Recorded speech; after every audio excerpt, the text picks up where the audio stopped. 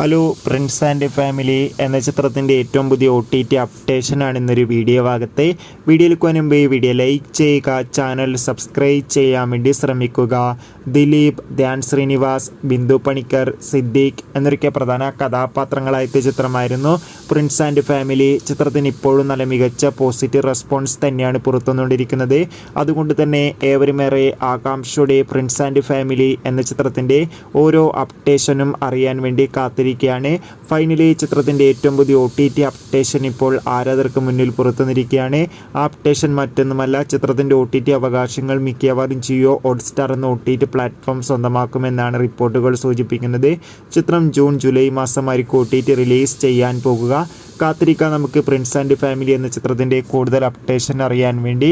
ചിത്രം കണ്ടവരുടെ അഭിപ്രായം കമൻറ്റ് ചെയ്യുക. മെയ് മാസം അങ്ങോട്ട് ധാരാളം ചിത്രങ്ങൾ OTT റിലീസ് ചെയ്തിട്ടുണ്ട്.